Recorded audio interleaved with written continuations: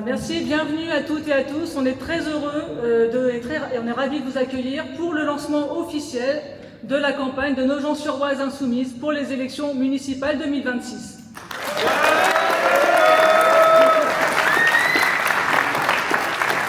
Avec notre tête de liste, Sarah Diakité.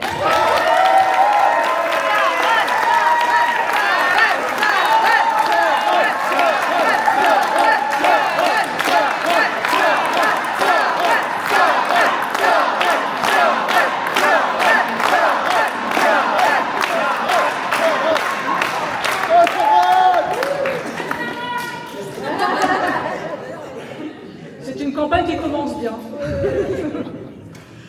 Alors je tiens d'abord à remercier tous les camarades qui ont bossé très dur pour qu'on puisse organiser cette réunion publique, qui ont tracté, boité, collé les affiches, qui ont même bricolé ce pupitre et cette estrade d'ailleurs. Si on les laissait faire, ils reposaient toute la salle, mais bon, on n'avait pas le temps, Merci aussi aux camarades insoumis de l'Oise qui sont venus, qui ont partagé les infos, qui ont donné un coup de main aussi pour certains, qui ont donné du matos. Vraiment merci beaucoup à tous les sympathisants aussi qui nous ont aidés à organiser. Merci bien, merci pour votre aide. Merci aussi à nos familles d'ailleurs, parce que on n'y pense peut-être pas forcément assez, mais quand une personne s'engage dans une élection, en général, c'est toute la famille en fait qui vit au rythme de la campagne. Donc c'est important aussi de remercier nos proches qui nous soutiennent aussi. Merci beaucoup.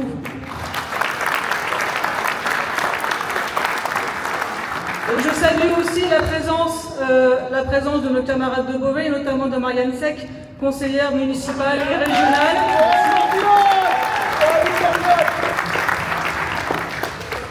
Et je remercie nos camarades de Creil et Montataire qui sont également en campagne. Voilà, avec Omar Yacoub, tête de liste à Creil.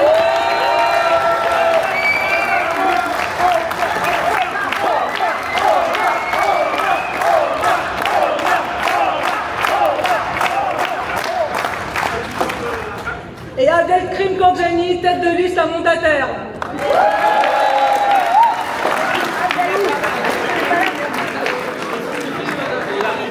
Il arrive. Nos luttes sont communes entre Nogent-sur-Oise, Creil et Montataire parce que plusieurs décisions politiques concernent la communauté de communes et le bassin creillois, donc on travaille ensemble, on milite ensemble et force à vous mes camarades.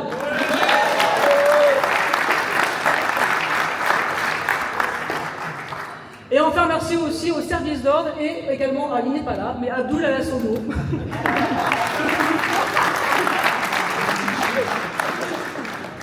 Et je suis fière également, nous sommes fiers d'accueillir nos invités, Alma Dufour.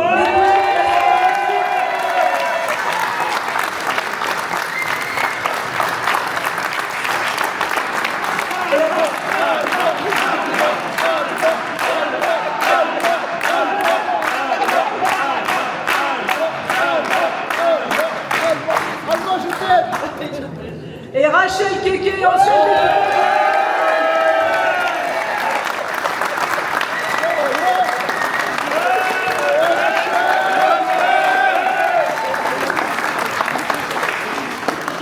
Merci à vous deux pour votre présence et pour votre soutien à Nogent-sur-Oise Insoumise. Alors je vais quand même présenter, si vous ne connaissez pas très bien nos invités, je vais vous les présenter.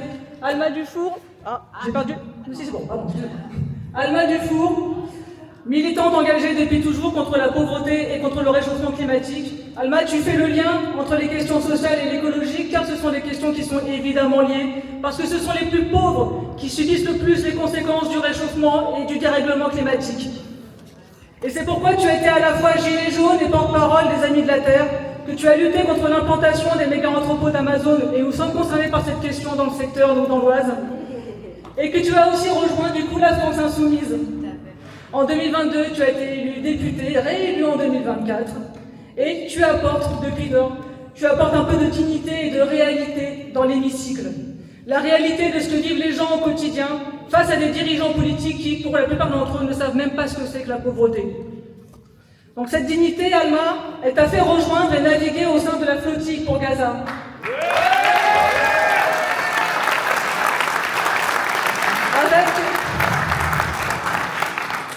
avec plusieurs parlementaires LFI et de nombreux activistes partout dans le monde, pour essayer de briser le blocus humanitaire qu'Israël impose aux Palestiniens depuis plus de 2 ans. Merci Alma. Merci.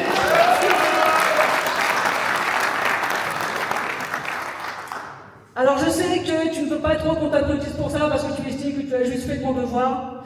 Et je sais que les héros, ce sont d'abord les Palestiniens eux-mêmes qui subissent, survivent et résistent à 75 ans de colonisation, d'apartheid et de génocide.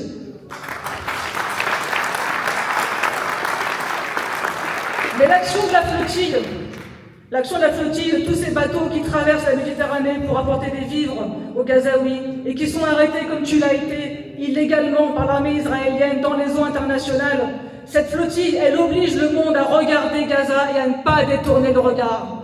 Elle affiche aux yeux de tous la complicité de nos dirigeants politiques dans ce génocide. Alors merci d'avoir mis la lumière sur ça.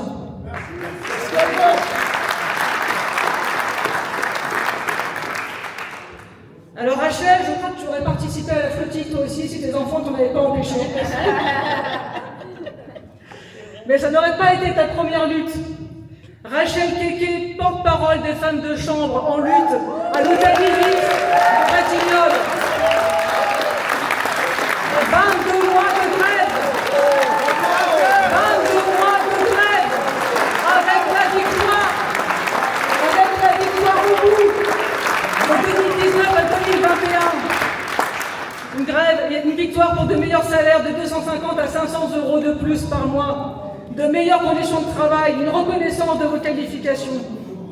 Et cette lutte, elle a aussi mis la lumière sur les conditions de travail honteuses qui sont créées par le recours systématique à la sous-traitance.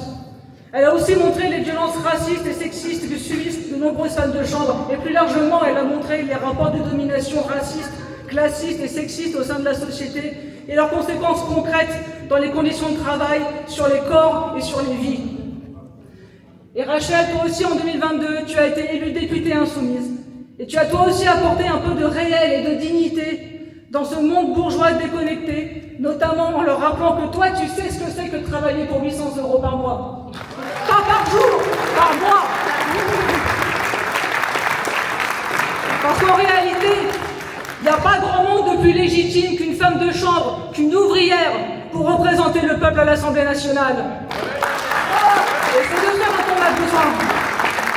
On a besoin de plus d'ouvriers, de caristes, de chômeurs, d'infirmières, de cheminots, d'éboueurs, de livreurs, des gens issus des classes populaires pour représenter vraiment le peuple.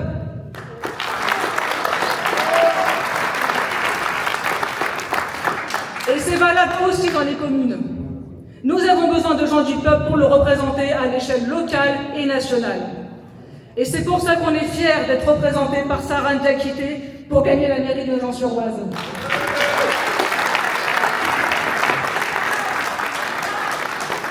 Saran, nogentaise depuis 25 ans, ancienne cheminote, aujourd'hui hélicicultrice, c'est l'élevage des escargots. C'est un très beau métier.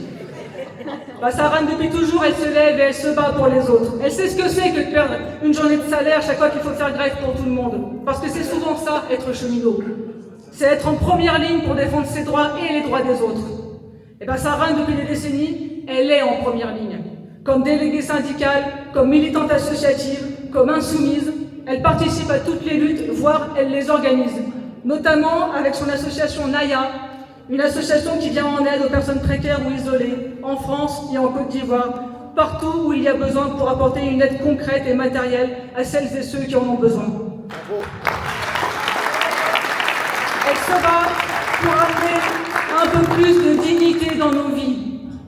Donc avec Saran, avec son colistier Abdelhadi Moussine et avec tous nos camarades de la liste Nogent-sur-Oise Insoumise, on a l'ambition de rendre la vie plus digne pour les Nogentaises et pour les Nogentais, et on vous invite à nous rejoindre.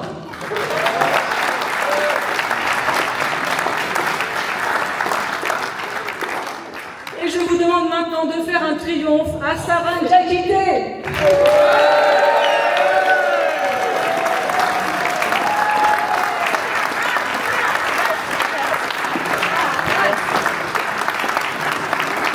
je vais jeter les feuilles au fur et à mesure. Merci.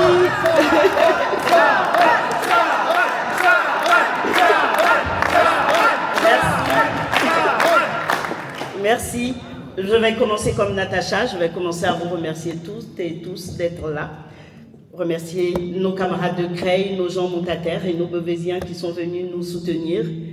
Et n'oubliez pas que Beauvais, Creil et Montataire sont en campagne aussi pour les municipales. Nous avons la tête de liste de Creil qui vous a été présentée tout à l'heure. Abdelkrim pour Montataire n'est pas encore là, mais il y a Walid. Donc, je vous dis en gros mots aussi, comme à moi. Et bonne campagne à toutes et à tous. Et merci à vous d'être là.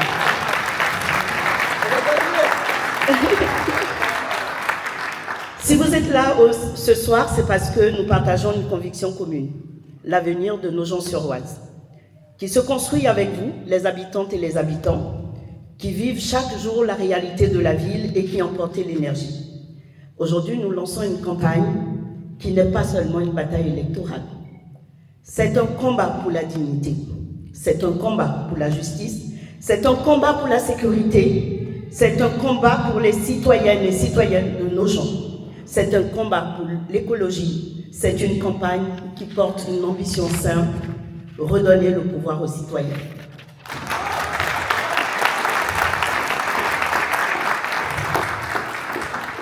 Nogent-sur-Oise est une ville populaire, jeune, dynamique. Elle est marquée par une histoire ouvrière forte, par un esprit de solidarité, mais aussi par des défis importants que chacun connaît. L'emploi, la sécurité, les mobilités, la rénovation des quartiers, la qualité du cadre de vie, les services publics, la tranquillité, le lien social, l'énergie, la santé, le logement et bien d'autres. Ces défis ne doivent pas être une source de résignation, mais au contraire, le moteur d'un engagement collectif, car nos gens possèdent les atouts formidables, un nœud ferroviaire et surtout une population qui a envie d'avancer.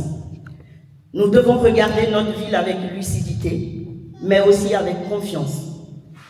Lucidité pour reconnaître ce qui ne fonctionne pas comme il faudrait. Confiance parce que l'amélioration est possible, que les forces existent et que rien ne se construit sans celles et ceux qui vivent ici. Notre objectif est clair, garantir à chaque habitant de Nogent-sur-Oise les conditions d'une vie digne, sûre, agréable et tournée vers un avenir meilleur.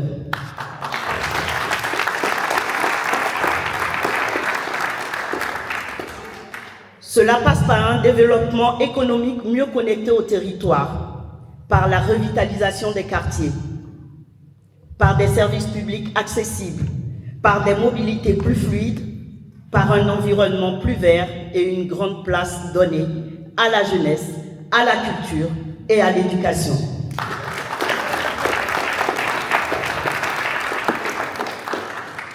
Nogent-sur-Oise n'est pas une ville en attente, c'est une ville en mouvement. Une ville qui peut se transformer, qui peut transformer ses difficultés en moteur d'action. Une ville qui peut s'appuyer sur son histoire pour créer son avenir. Cet avenir, nous devons le dessiner ensemble, avec exigence, avec transparence, avec dialogue, avec l'écoute de celles et ceux qui savent ce que c'est que vivre ici et qui portent chaque jour les solutions sans toujours savoir qu'ils peuvent les exprimer. Depuis trop longtemps, nous souffrons de décisions prises sans nous, qui sont forcément contre nous. Les inégalités explosent, les services publics se délitent, les urgences sociales et écologiques sont traitées comme des sujets secondaires. Pendant ce temps, certains accumulent plus de richesses. Nombreux sont ceux qui comptent chaque mois le dernier euro restant dans le portefeuille.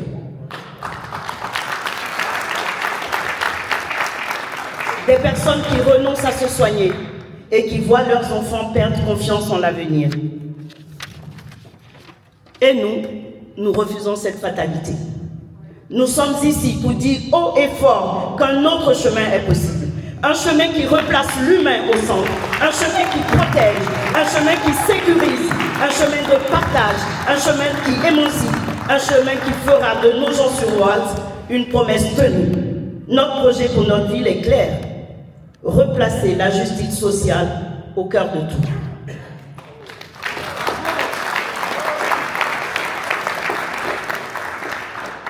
Une ville qui abandonne les siens n'est pas une ville, mais un marché.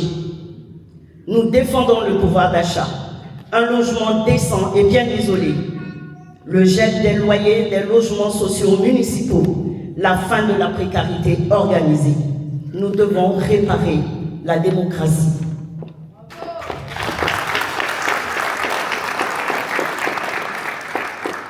Nous voulons une démocratie vivante où le citoyen compte réellement. C'est le moyen de tourner la page des décisions prises et imposées, des institutions verrouillées et de la résignation.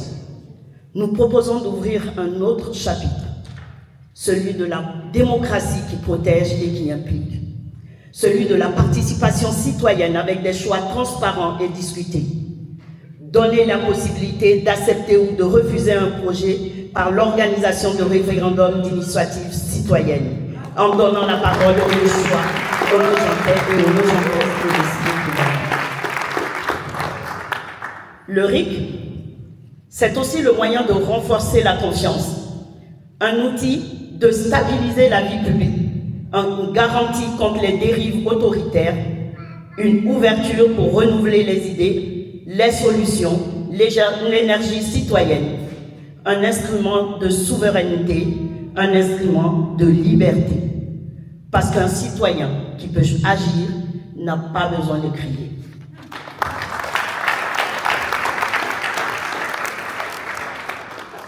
Nous sommes taxés de ne pas nous intéresser à la sécurité.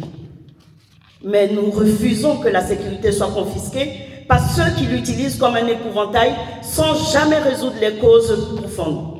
Nous affirmons que la sécurité n'est ni un slogan, ni un prétexte, mais un droit fondamental au même titre que la justice ou l'égalité pour tous.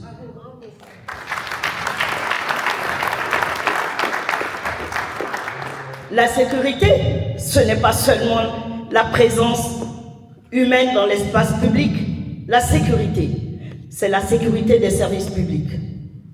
C'est la sécurité des quartiers entretenus, lumineux et vivants. C'est la sécurité des policiers formés et présents. C'est la sécurité des médiateurs, des éducateurs, des associations soutenues. C'est la sécurité des jeunes qui ont des perspectives d'avenir. Nous voulons une sécurité globale, la sécurité du quotidien, la sécurité pour vivre, la sécurité pour se déplacer, la sécurité pour travailler, la sécurité pour élever nos enfants afin que plus jamais ils ne tombent sous les balles ou les armes d'un autre. Nous voulons une sécurité pour tous les Nogentais et toutes les Nogentaises.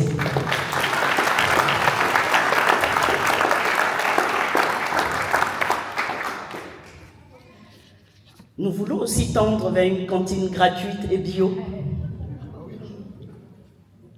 Et nous le disons avec force, aucun enfant jamais ne devrait être privé d'un repas sain pour des raisons financières. Aucun. La cantine gratuite, c'est un bouclier et une garantie contre la pauvreté. Un soulagement pour beaucoup de familles, un investissement dans la santé et l'avenir de nos enfants. Parce que bien se nourrir est un droit, mais pas un luxe. Nous voulons des cantines 100% accessibles, 100% qualité, majoritairement bio, approvisionnées localement, pensées comme un lieu d'éducation à la santé, au goût et au respect de l'environnement. La gratuité n'est pas une dépense, c'est une garantie de justice, une politique de civilisation.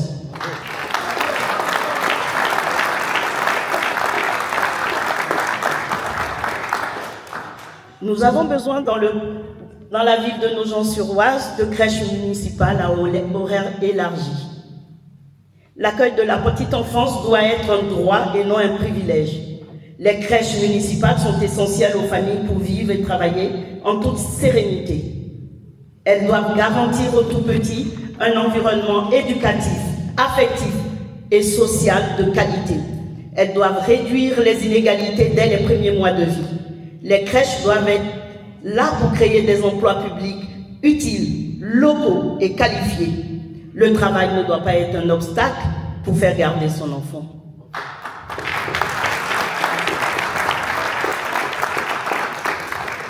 Un grand nombre de nos Nantais travaillent tôt le matin, tard le soir, la nuit, en horaire décalé, le week-end, et il y a aussi les coupes instables.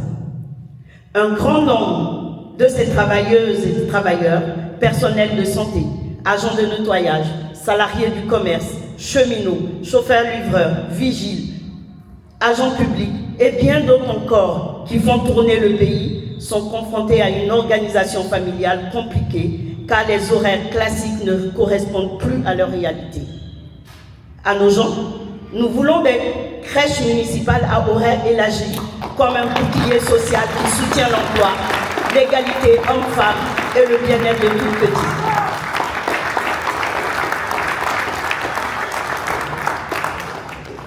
Parce qu'on peut se le dire, une république digne commence dès la petite enfance. Ce projet municipal n'est pas celui d'une seule femme ou d'un seul homme, c'est celui de la France insoumise, de celles et ceux qui refusent d'abandonner, qui refusent le mépris et la peur. C'est le projet d'une ville qui refuse de s'effacer, c'est le projet d'une ville qui décide de se relever et de tout changer.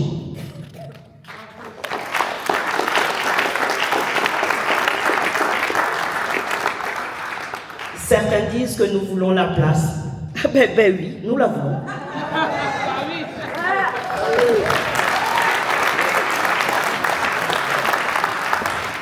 Nous la voulons, cette place pour tout changer.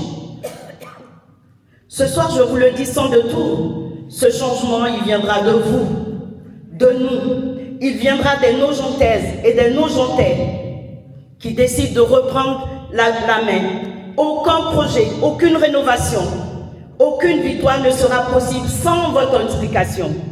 C'est vous qui êtes la force, c'est vous qui êtes la dignité, c'est vous qui êtes la légitimité, c'est vous qui êtes l'avenir de cette ville. Ne laissez plus personne décider à votre place, soyez acteurs. Ce que nous ne ferons pas ensemble, personne ne le fera pour nous. Alors ensemble, faisons de Nogent-sur-Oise une ville où chacun a sa place, où chacun peut réussir, où chacun peut se sentir fier d'habiter. Nos gens méritent mieux, nos gens peuvent mieux, et nos gens fera mieux. Je vous remercie.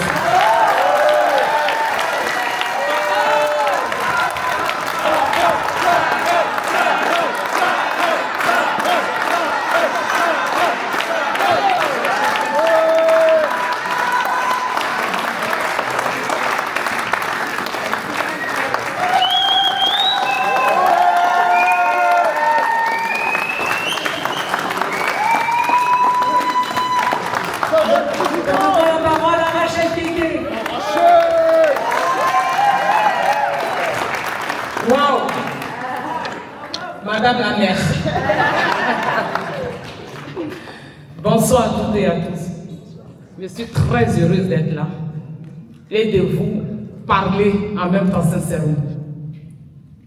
Moi, je viens du quartier populaire, je suis mère de 5 enfants. Donc, je vais vous parler terre à terre pour que ça puisse rentrer dans l'oreille. Et quand on sortira d'ici, c'est pas pour aller mettre sous la couette parce que je sais qu'il fait froid. C'est pour appliquer. Donc, moi, je vais vous parler ce soir du travail. Vous savez, la plupart de ceux qui travaillent difficilement, de ceux qui font les métiers essentiels, la majorité, j'ai dit, sont dans les quartiers populaires. La majorité. Et la majorité aussi ont leurs enfants qui subissent le racisme, qui n'ont pas de stage, qui n'ont pas d'alternance. Ils ont des bacs, ils sont à la maison. Ils sont sous les immeubles, ils ne savent pas où aller. Les parents n'ont pas de moyens. Vu qu'ils ont 800 €, 900 €, 1000 €, souvent les parents sont obligés de faire 3 boulots pour avoir 1500 €. Je dis bien 3 boulots. Je suis passé par là. Pour avoir 1500 €. Les parents n'ont même pas le temps de suivre les devoirs des enfants. Parce que 4 heures du matin, ils sont levés. 5 heures, ils sont partis. Quand ils rentrent chez eux, il est 21 heures. Et c'est une réalité. Qui va me dire ici que c'est faux? Qui va me dire ici que c'est faux? La seule personne qui va dire c'est faux, c'est Bolloré. C'est lui seul qui peut dire que c'est faux. Mais c'est une réalité que nous vivons. Et je suis très heureuse que cette année, la France insoumise donne la chance à beaucoup de personnes dans les villes. Je suis très heureuse. Et il y a un message que Jean-Luc Mélenchon avait dit à tous les candidats, à tous ceux qui seront élus, soyez des humains. Parce que la droite, l'extrême droite, ils ne sont pas humains. Je l'ai vu à l'Assemblée nationale. Ils ne sont pas humains. Vous voyez tout ce qu'ils votent. Vous voyez la propagande qu'ils font contre la France insoumise. Ils ont peur. Ils ont peur. Pourquoi ils ont peur? Parce que nous sommes dans le vrai. Nous portons le vrai combat. Et je vais dire ici, au moment, vous voyez nos quartiers populaires, vous voyez la souffrance, vous voyez des logements qui sont dégradés, vous voyez que rien ne va. C'est le moment. C'est le moment. C'est le moment. Si vous laissez ça passer, si vous ne mettez pas des insoumis dans les villes, vous allez regretter. C'est le moment. La droite, l'extrême droite n'a pas pitié. Ils ne sont pas humains. Moi, je vous dis, ils ne sont pas humains. Il faut vous réveiller. Arrêtez de dire la politique ne m'intéresse pas. Arrêtez de dire je n'ai pas envie de faire de la politique. Non, je suis femme de ménage, ça ne m'intéresse pas. Parce que ça ne t'intéresse pas, elle va s'intéresser à toi, que tu veux le dire. Quand le gouvernement met le parcours pour ne pas que les enfants puissent aller à l'université, c'est pas la politique? Si. C'est pas la politique? Si. Il faut me répondre. Quand le gouvernement dit que les loyaux augmentent, que l'extrême droite vote pour que le loyau augmente, pour les gens qui n'arrivent même pas à finir la fin du mois, c'est pas la politique? Si. Vous pensez que les gens sont quittés dans la rue pour venir vous imposer ça? Intéressez-vous à la politique. Intéressez vos enfants à la politique. Intéressez-les. Qu'ils arrêtent d'être en bas des immeubles. Montrez-leur le chemin. Que vos enfants fassent de la politique. Qu'ils fassent de la politique. Et moi j'appelle ici à tous ces moments, à tous les papas, allez voir si vos enfants sont inscrits sur les listes électorales. Allez voir si vos enfants sont inscrits sur les listes électorales. Il y a beaucoup d'enfants qui auront 18 ans au mois de janvier. Allez les inscrire. Prenez les faits comme moi. Nous sommes 5. Quand les élections arrivent, je les réveille. Non, maman, après, non, tu te lèves mon pas. Tu te lèves mon pas. Il n'y a pas d'après. Tu te lèves mon pas. Et je dis à mes enfants, mais vote c'est 5 minutes, tu as fini de voter. Ah oui, mais j'avais sommeil. Va dormir. Tu as fini de faire ton travail, va dormir. Apprenez vos enfants à faire de la politique, à s'intéresser. Parce que le système est contre nous. La droite et l'extrême droite. Moi j'ai dit, j'étais allé chez les agriculteurs, j'ai fait 20 jours. Et j'ai vu leur souffrance. Et moi je leur ai dit droit dans les yeux, vous votez l'extrême droite, vous souffrez. À quel moment vous allez comprendre? À quel moment vous allez comprendre? Vous votez, non, j'ai envie de voter la droite. Non, je n'aime pas Mélenchon. Je leur ai dit, Mélenchon ne vous a pas demandé d'être dans son lit. Mélenchon ne demande à personne qu'il a envie de dormir dans le coin. Tout ce que Mélenchon dit, les idées. Est-ce que ça vous arrange? Oui. Est-ce qu'on vous a dit de l'aimer? Qui vous a envoyé de la mener dans vos lits? Personne. Donc arrêtez de dire, je n'aime pas ça, j'aime pas la France insoumise. Ne suivez pas la propagande des médias parce qu'eux-mêmes, ils ont peur. La France insoumise, partout ils sont dans les villes, on va prendre ces villes. Moi, je suis sûr, j'ai confiance. S'ils veulent, qu'ils se mettent en preuve, collégiaux, PSO, je ne sais pas quoi, mais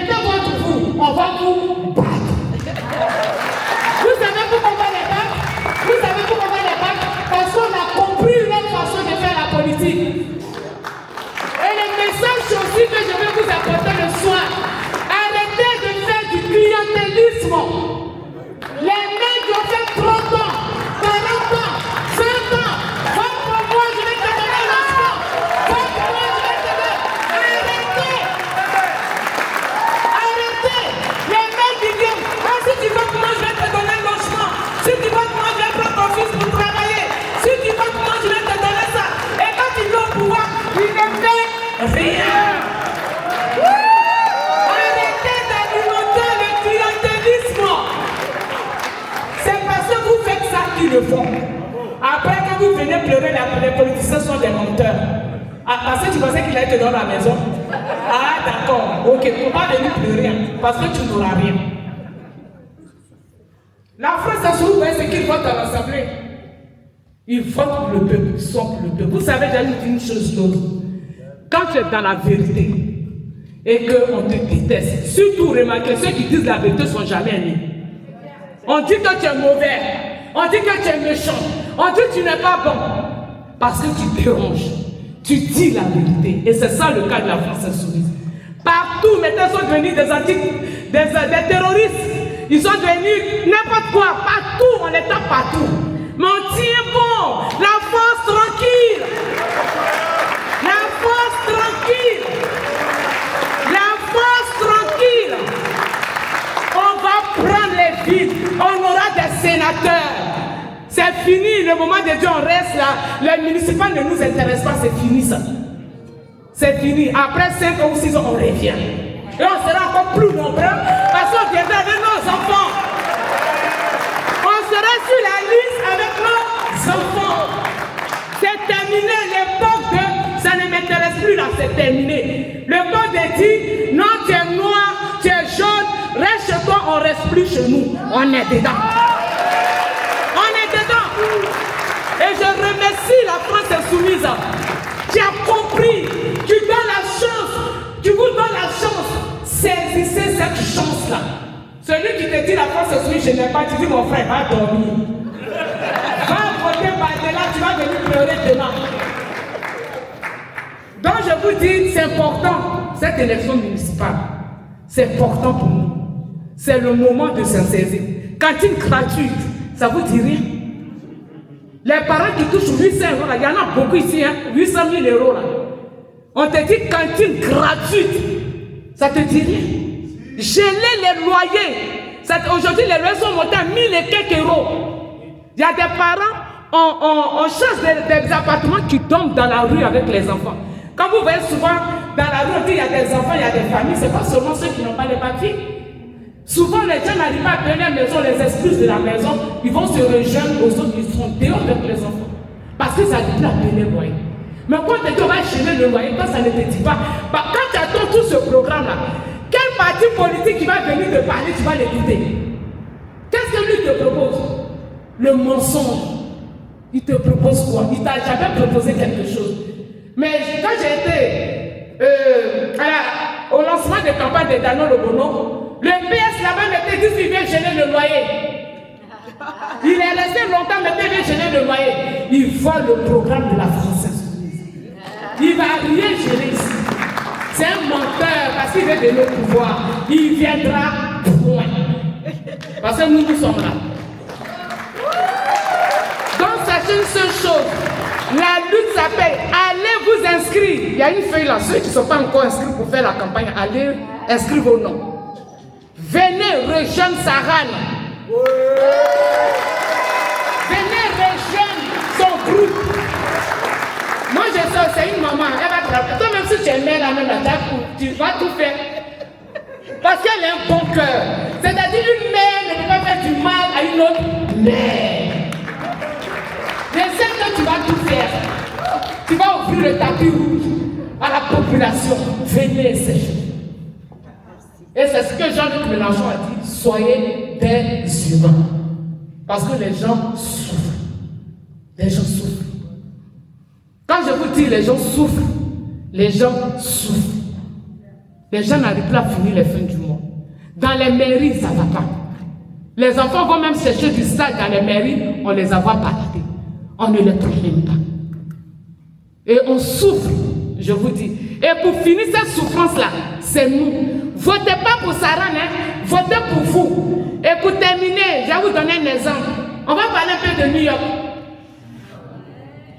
On va parler un peu de New York.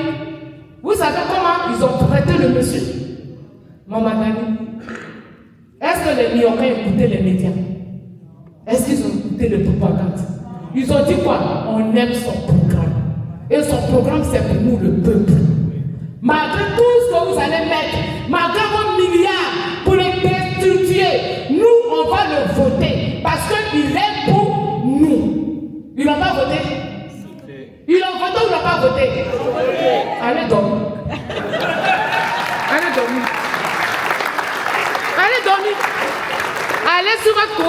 allez dormir.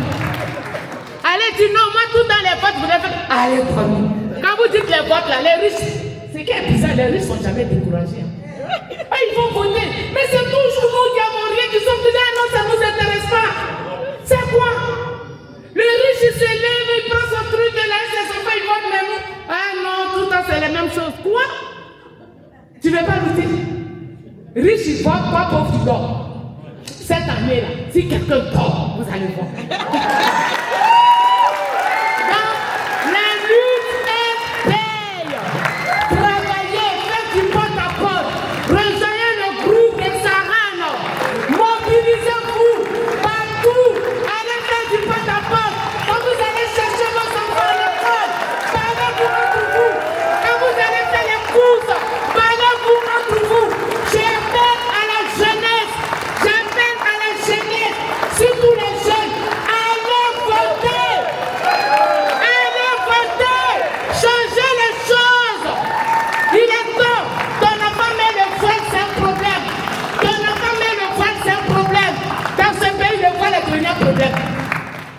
C'est le voile, on va manger nous.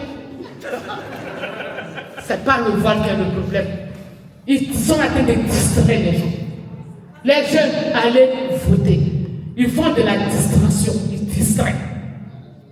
Mobilisez-vous. Si vous voyez vos amis à l'école dans l'âge de 18 ans, est-ce que tu t'inscris sur la liste électorale? Cette année, le 15 mars et le 22 mars, allez-y voter. Et puis faites attention, c'est des gros tricheurs. Ils savent tricher. Ils ne savent pas travailler, mais ils savent tricher. Mettez des assesseurs partout. Partout dans vos bureaux de vote. Ayez des yeux partout. Quand ils sont en train de voter, regardez ce qu'ils votent. Quand ils signent, vérifiez les signatures parce qu'il faut voter des morts. Faites attention. Mettez partout les assesseurs. Soyez vigilants. Très vigilants. C'est le message que je vous laisse ce soir. La lutte des pays. Merci beaucoup à vous.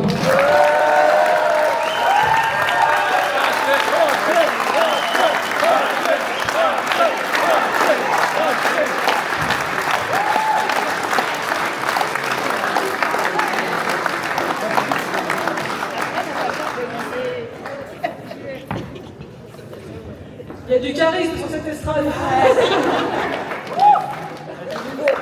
Et je vous demande maintenant de faire un triomphe à Alma Dufour, s'il vous plaît.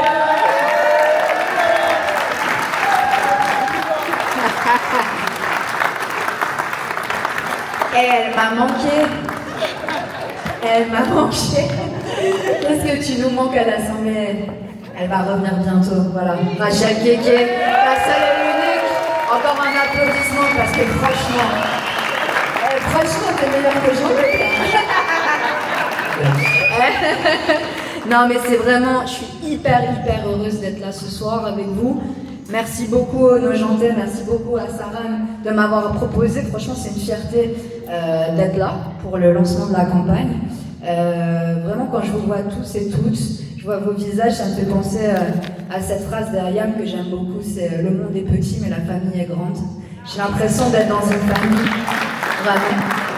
Et je vous le dis sincèrement, ce n'est pas plus tard la politique. Et je suis contente d'être là une semaine pile, 7 jours pile, après un événement dont vous avez sans doute entendu parler, puisque votre bassin de vie est concerné, notamment la ville de Montaterre, évidemment, puisque la France Insoumise, qui tient ses promesses, a réussi à faire voter pour la première fois depuis plus de 40 ans une renationalisation, en l'occurrence celle d'ArcelorMittal.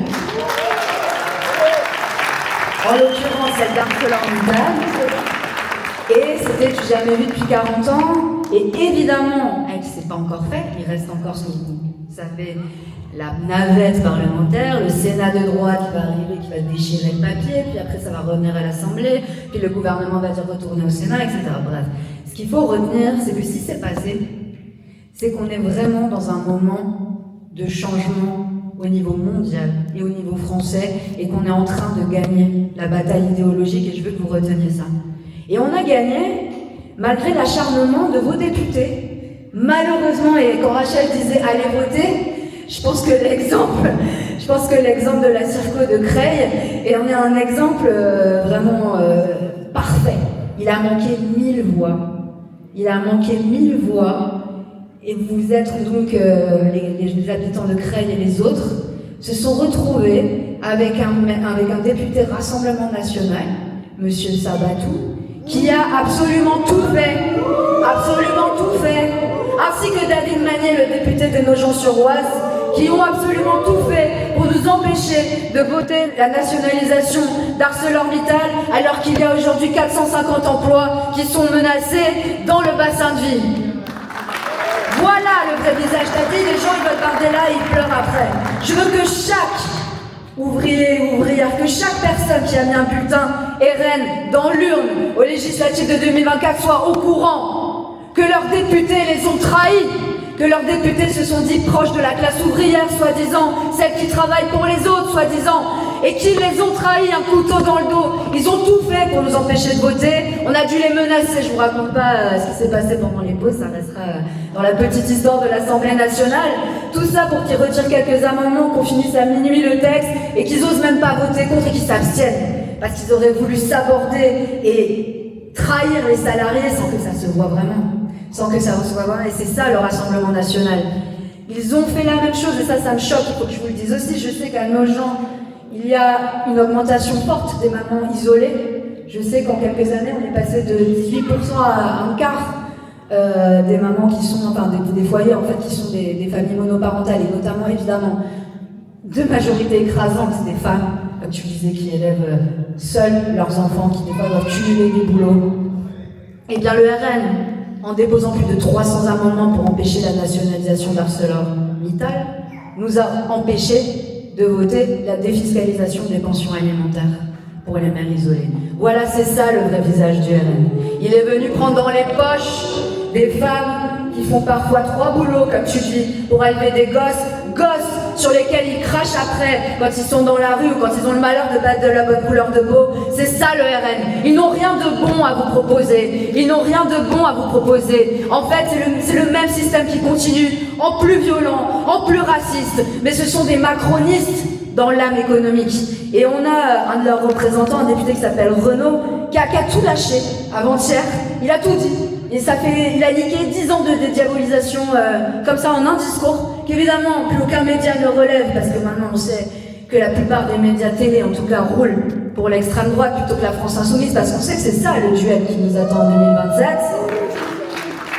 Alors ce monsieur, il s'est vraiment directement adressé à l'électorat d'Emmanuel Macron. Il leur a dit, en gros, entrepreneurs, rentiers, actionnaires, vous êtes trompés. Vous avez misé sur le mauvais cheval. Regardez, il est nul en économie. Finalement, il ne vous fait pas gagner autant d'argent que ça. Il n'a pas vraiment su assurer la stabilité économique du pays, réduire la dette, etc. Nous, on est là. Et n'écoutez pas les mensonges qu'on vous raconte à la télé sur nous. On est pour vous. On est start-up. Il a cité ses amis nationalistes polonais. Donc il a fait fort, donc ces amis nationalistes qui ont juste au passage supprimé le droit de l'avortement en Pologne. Et il a cité aussi, et ça c'est passé, et ça c'est tellement flagrant en fait sur le double traitement, le double standard et la campagne de calomnie que la France insoumise subit depuis plus de 2 ans maintenant pour dénoncer le génocide en Palestine, parce qu'il a cité Céline. Voilà, donc pour ceux qui ne savent pas, Céline est effectivement un auteur de talent, mais il était aussi violemment antisémite et a collaboré avec l'Allemagne nazie. Donc nous avons un député du Rassemblement National qui est le grand ami de la communauté juive française, qui cite un auteur, donc il refuse lui carrément de séparer l'artiste du nazi, quoi, voilà. Et il le cite à la tribune. Et il n'a pas eu un bruit, pas eu un mot. Vous avez entendu les chaînes télé s'exciter là-dessus, vous avez entendu Marine Le Pen être sommée de répondre de pourquoi il y a un collaborationniste qui est cité à la tribune de l'Assemblée par un député RN. Évidemment que non, et c'est ça le RN. Ils n'ont pas changé. Et je sais que s'ils ont gagné aussi dans vos circos, c'est parce que les gens sont résignés. Et on est là, et c'est notre devoir. On ne va pas leur jeter la pierre, c'est notre devoir de leur faire prendre conscience que c'est possible. C'est la France insoumise qui va sauver les 30 emplois là, qui sont annoncés de suppression et atteindre les 450 emplois de Montataire à Arcelor. C'est pas le RN. C'est pas le RN. C'est la France insoumise qui va se battre pour récupérer et garder les emplois industriels qui sont aussi menacés dans le bassin, puisqu'Arcelor n'est pas le seul malheureusement touché. Il y a Asco Nobel, il y a 2 entrepôts aussi qui ont fermé à Verneuil, il y a l'usine de Chemours à Villers-Saint-Paul, tout ça vous le savez, et le RN n'a aucune proposition. Oui, alors le député Magnier a fait une vieille petite prise de parole, hein. Je pense qu'il s'est arrêté là. Puisque tout ce que j'avais proposé moi sur l'industrie il y a 2 ans déjà a été refusé par le RN. J'avais proposé par exemple, juste dans le milieu de la santé, pour les tester un petit peu, dans le milieu de la fabrication des équipements médicaux, c'est quand même important. Et j'avais utilisé un exemple qui je pense peut parler à tout le monde. Est-ce que vous connaissez l'usine Plaintel? Est-ce que ça vous dit quelque chose? C'était la dernière usine qui fabriquait des masques en France. C'est la dernière usine qui fabriquait des masques en France. Elle a été rachetée par un Américain, Honeywell, un actionnaire. En 2018, ils ont fermé l'usine. Ils l'ont délocalisée en Tunisie. Puis ils sont partis et puis ils n'ont même pas laissé les machines. Vous savez ce que font les multinationales quand ils partent? Si ça leur coûte trop cher d'enlever les machines, ils les détruisent. Et c'est pour ça que les ouvriers campent devant leurs usines quand il y a des menaces de délocalisation. Parce que ces machines qui avaient été payées en partie avec de l'argent public, ils ne voulaient pas qu'elles puissent servir à l'intérêt général, à une coopérative, à une entreprise, même une PME, etc., pour qu'on puisse continuer à fabriquer des masques en France. C'est ça le capitalisme mondialisé. Ils sont partis, ils ont détruit les machines, 2018, 2020. Voilà, vous vous souvenez tous de ce qui s'est passé, on n'avait pas de masque. Donc je leur explique ça, je leur dis, donc écoutez, moi je pense que la puissance publique, l'État, surtout quand il a payé lui-même les machines, devrait quand même pouvoir, au moins dans le secteur de la santé, on va commencer doucement, réquisitionner les machines et les garder en cas de départ. Et vous savez ce qu'a fait le RN? Ben, ils ont voté contre. Évidemment, ils ont voté contre. Ils ont voté contre toutes les mesures protectionnistes. Ils ne connaissent absolument rien à l'industrie. Et c'est aussi votre devoir à chacun et à chacune d'expliquer à tous les habitants du bassin de vie qu'ils se sont fait lourdement avoir, en tout cas ceux qui ont voté pour eux, et ceux qui n'ont pas voté, qu'on aurait pu faire tellement de belles choses, mais que c'est pas grave, que c'est pas trop tard, et qu'on est sur le point de gagner, et que ça va arriver très vite. J'espère que de toute manière ils s'ouvrent les yeux, parce que faut voir quand même comment Jordan Bardella est, on va dire, zélé dans la défense du grand patronat. Je sais pas si vous vous souvenez du moment où Bernard Arnault avait un peu entre les lignes menacé de quitter la France. C'était il y a quelques mois.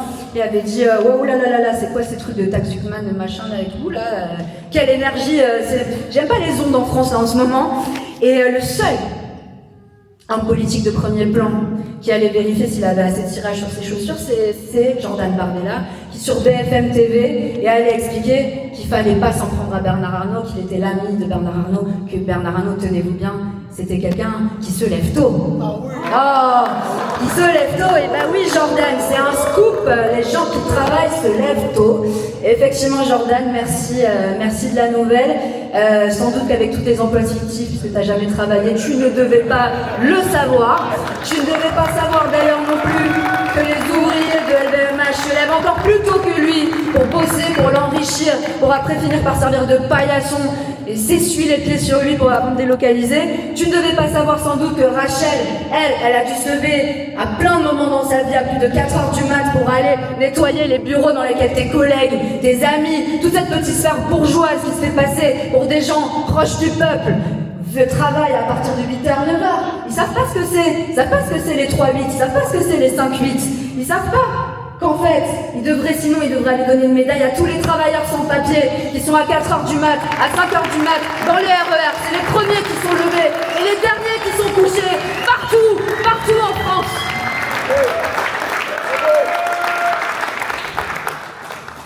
Enfin, vous leur direz aux gens qui ont voté RN que, en refusant de censurer le gouvernement l'année dernière, parce qu'il y avait un petit détail, c'est que Marine Le Pen était en procès, et que bon, du coup, elle était inéligible, et que du coup, s'il y avait une élection présidentielle, elle ne pouvait pas se présenter.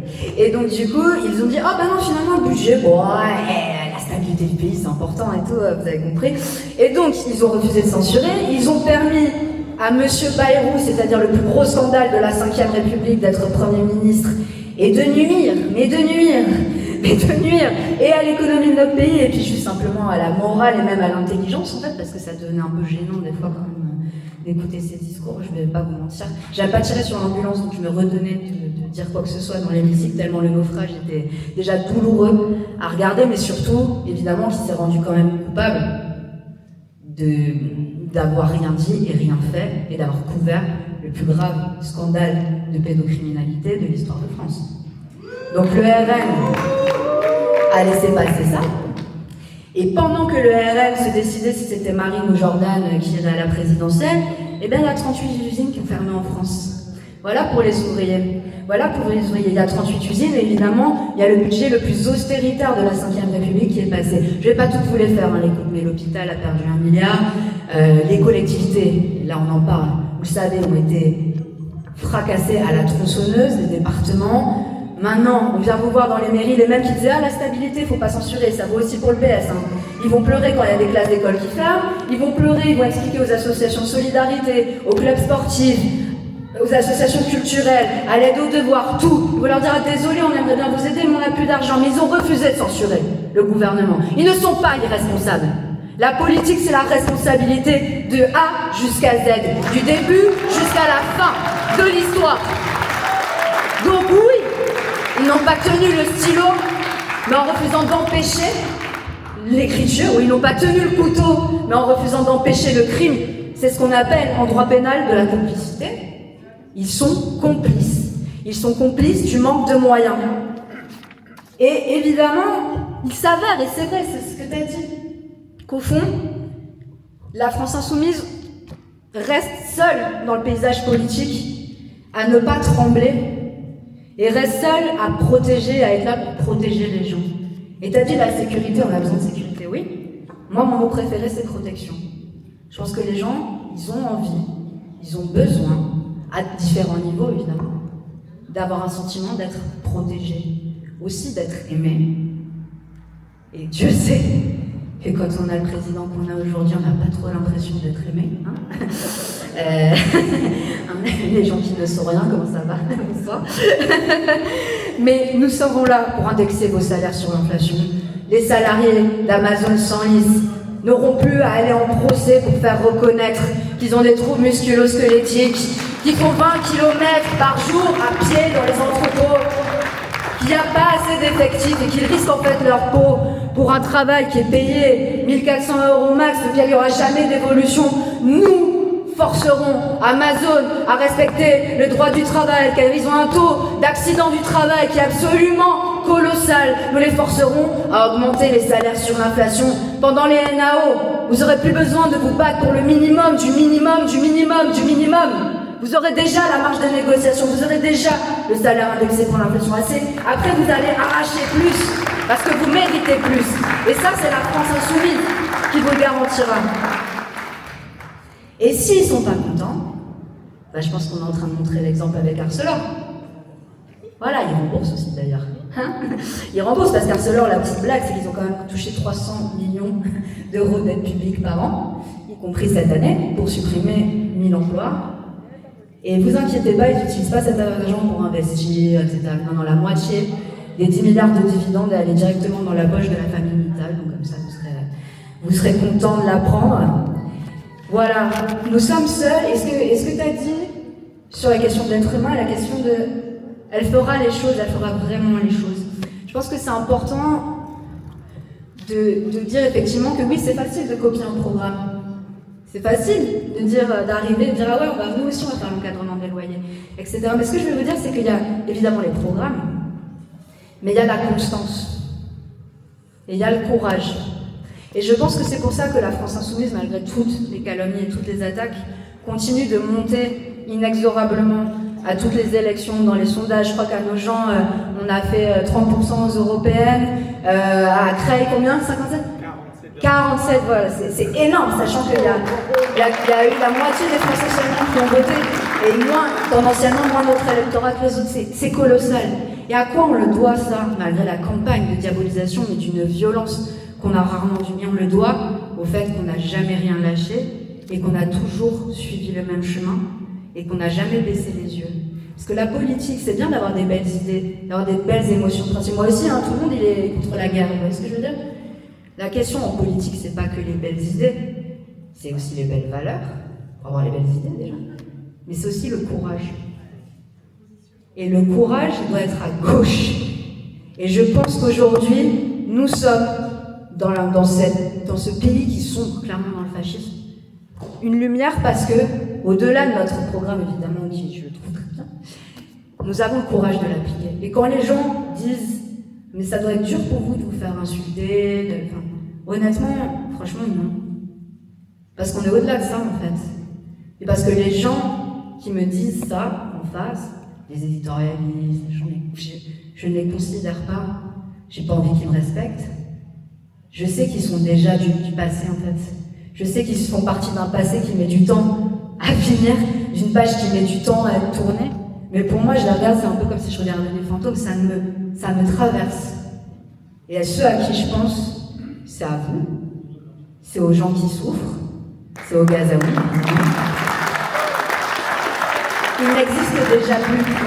Et c'est ça que j'ai envie de finir là-dessus, parce qu'on dit, effectivement, on doit gagner. Oui, on doit gagner. Mais ce que je vous disais au début, c'est on est en train de vivre un moment historique. Parce qu'il faut se rendre compte de ce qui se passe, et la victoire de Zoran Mamdani, je pense qu'elle est aussi illustratrice de ça. Il a défrayé toute la chronique, évidemment, il avait tout le monde contre lui, mais imaginez, genre New York. C'est quand même la ville où vivent les gens les plus riches du monde, ils vivent à New York. Enfin, clairement, je veux dire, sans conteste et sans débat. Alors Zoran, il est musulman aux USA, déjà, voilà. Il est pro-palestinien aux USA, voilà. Il est pour l'encadrement des loyers dans une ville, l'encadrement des loyers, mais c'est Paul Schiff, quoi. Enfin, c'est les chars russes. Il se proclame lui-même socialiste. Donc voilà, pareil, aux États-Unis, c'est comme si tu voulais forcer tous les enfants à partir de la maternelle à apprendre le russe, quoi. Enfin, c'est ce genre. Il gagne, alors que tous les milliardaires se sont mis à soutenir son concurrent, là aussi un PS, les centres droits, enfin leur équivalent en fait là-bas. Mais il gagne pas que parce qu'il est bon, intelligent, charmant et qu'il a fait une campagne de dingue. Évidemment, ça a aidé quand même, et que évidemment les gens et les jeunes notamment sont contents d'être représentés par des gens qui leur ressemblent. Mais c'est pas que pour ça, c'est parce que en fait, ils sont plus crédibles en face. Et je sais pas si vous observez ça, mais partout en fait les partis traditionnels sont en train de s'effondrer. Partout. Et qui gagne? Soit l'extrême droite, soit la gauche de rupture. Et c'est pas qu'en France. Et ça, on le dira pas à la télé parce que eux, leur but, c'est que vous bougiez pas.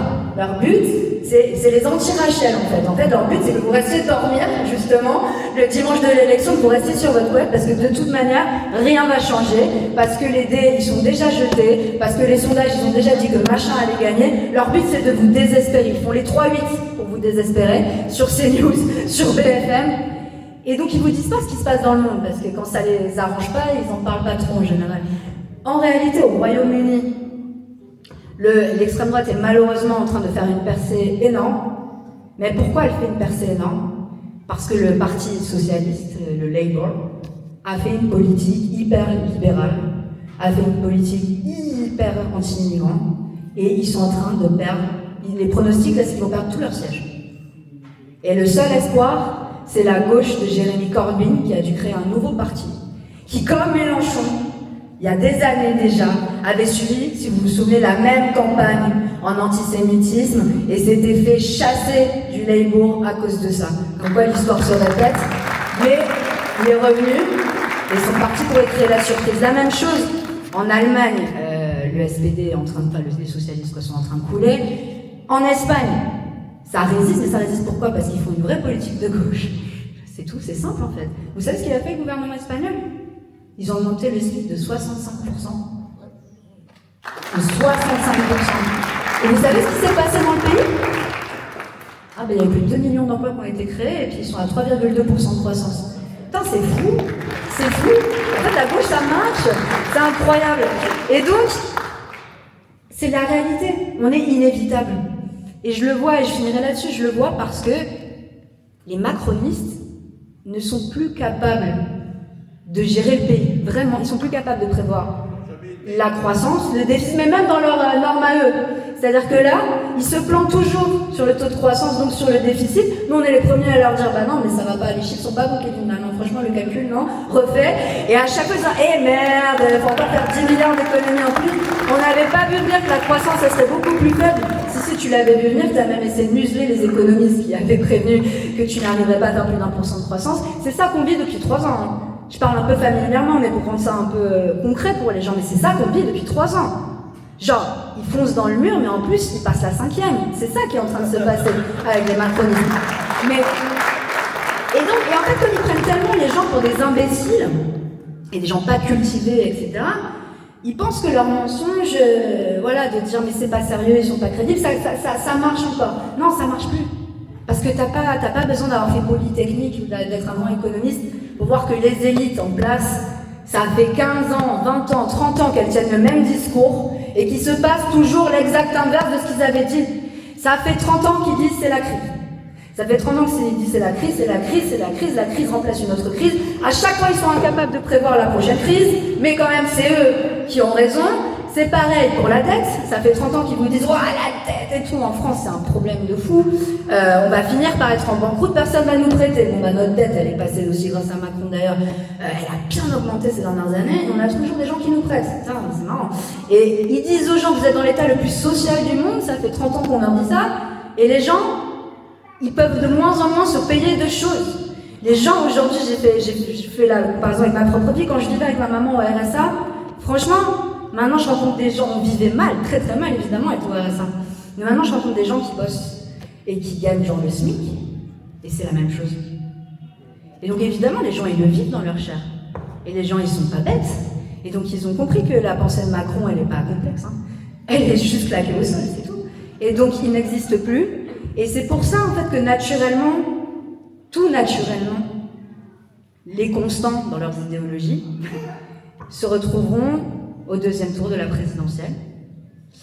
Et c'est pour ça que c'est très important aussi qu'on gagne, parce qu'on n'a jamais eu autant de chances de gagner, en réalité.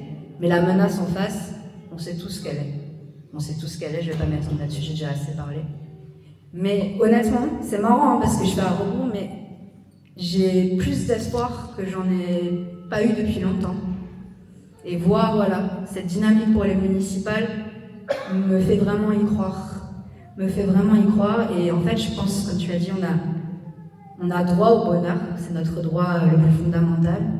Et on a droit à ce que les politiques qui nous représentent œuvrent pied à pied chaque jour pour qu'on soit au moins un petit peu plus heureux. Et je pense que les gens adhèrent à ça, au fond, et qu'on va gagner grâce à vous, surtout grâce à vous.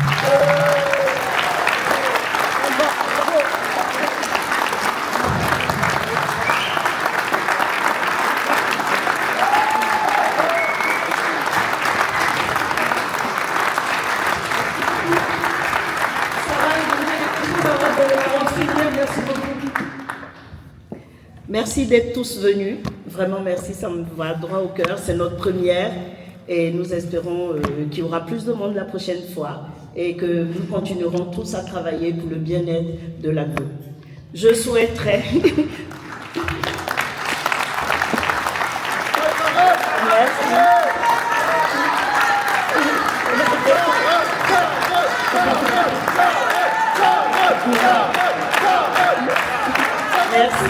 Merci.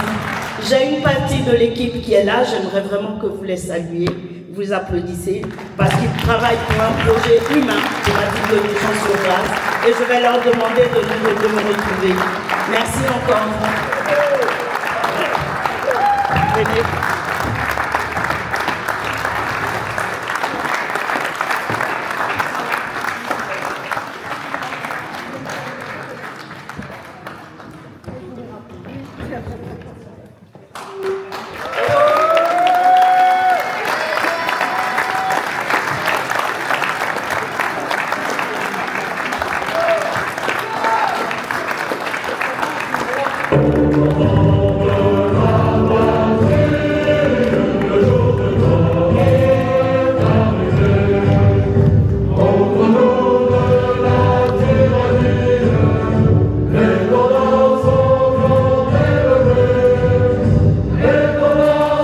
Oh,